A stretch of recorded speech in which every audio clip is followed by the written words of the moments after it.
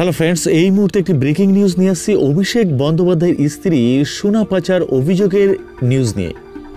সোনা বোমা ইস্যু সিবিআইয়ের হাত ধরে মামলা সুপ্রিম কোর্টে। তো এমনই কিন্তু একটি ব্রেকিং নিউজ নিয়ে আসছে। তো ভিডিওটি শুরু করার আগে আপনার কাছে ছোট্ট একটি রিকোয়েস্ট, ভিডিওটিতে একটি লাইক করবেন, নতুন হলে অবশ্যই চ্যানেলটি সাবস্ক্রাইব করে রাখবেন। তো সংবাদ সূত্রে জানা যাচ্ছে সোনা বোমা ইস্যু সিবিআইয়ের হাত ধরে মামলা সুপ্রিম কোর্টে। এবার মুখ্যমন্ত্রী মমতা বন্দ্যোপাধ্যায়ের ভাইপো তৃণমূল সাংসদ অভিষেক বন্দ্যোপাধ্যায়ের স্ত্রী সোনা পাচার বিষয়টি যে সম্পূর্ণ মিথ্যে সে কথা সাংবাদিক বৈঠকে স্পষ্ট করে দেন অভিষেক।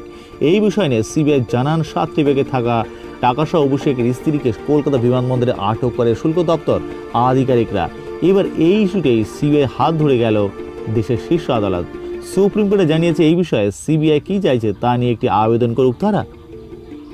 প্রসঙ্গত গত 24 মার্চ সোনা পাচার বিষয়টি নিয়ে সাংবাদিক বৈঠক করে বিজেপি, সিপিএম, কংগ্রেস প্রতি তোপ দাগেন অভিষেক বন্দ্যোপাধ্যায়। স্পষ্ট তিনি জানিয়ে দেন সোনাসহ বিমানবন্দরে তার স্ত্রীকে আটক করার খবরের কোনো সত্যতা নেই। এই খবর সম্পূর্ণ বিজেপি, সিপিএম, কংগ্রেসের চক্রান্ত। ভোটের মুখে বিজেপি এই অপপ্রচার চালাচ্ছে, কারণ ব্যক্তিগত আক্রমণে বিজেপির সংস্কৃতি। রবিবার সাংবাদিক বৈঠকে তৃণমূল সাংসদ অভিষেক বন্দ্যোপাধ্যায় জানান বিমানবন্দরে সোনাসহ তার স্ত্রী ধরা পড়ার ঘটনার কোনো সত্যতা নেই। এর সঙ্গে তিনি বেশ কিছু প্রশ্ন ছুড়ে দেন। 2 কেজি সোনাসহ ধরা পড়লে তা বাজেয়াপ্ত কেন করা হয়নি?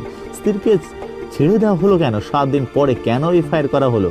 চৌকিদারকে ঘুমাচ্ছিলেন? বিজেপি সর্বভারতীয় সভাপতি অমিত শাহের বিরুদ্ধে মামলা করা হয়েছে বলে কি এই কাতরতা? অভিষেক বন্দ্যোপাধ্যায় জানান তাকে ফাঁদে ফেলতে না পেরে তার স্ত্রীকে হেনস্থা করা হচ্ছে। এরপর 5 বছরের মেয়েকেও টার্গেট করা হবে। দিল্লির শুল্ক দপ্তর এই কাজ করেছে দিল্লির চাপেই। শুল্ক দপ্তর সিসিটিভি ফুটেজ সামনে এনে প্রমাণ করতে পারলে রাজনীতি থেকে তিনি সরে দাঁড়াবেন বলে চ্যালেঞ্জ করেন এই পোরখাও নেতা। ভোটের মুখে মানুষকে বিভ্রান্ত করে ফায়দা লোটার চেষ্টা করছে বিজেপি। সরাসরি তোপ দাগেন অভিষেক। সেই সঙ্গে তিনি সাফ জানান ব্যক্তিগত আক্রমণ বিজেপির সংস্কৃতি, তৃণমূল ব্যক্তিগত আক্রমণে বিশ্বাসী নয়।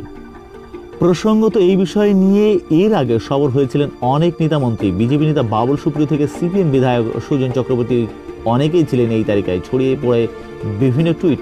সেই সকল পোস্ট আগামী 48 ঘন্টার মধ্যে না সরালে বা না ক্ষমা চাইলে আদালতে মানহানির মামলা করার হুঁশিয়ারি দিয়েছিলেন অভিষেক বন্দ্যোপাধ্যায়।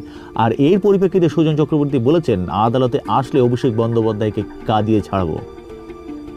তো এটি ছিল কিন্তু অভিষেক বন্দ্যোপাধ্যায় স্ত্রী সোনা পাচার কাণ্ডের অভিযোগের একটি বড়সড় নিউজ আপডেট। তো ভিডিওটি ভালো লাগলে লাইক, কমেন্ট এবং শেয়ার করবেন। নতুন হলে অবশ্যই চ্যানেলের সঙ্গে জুড়ে থাকবেন এমনই খবর পেতে।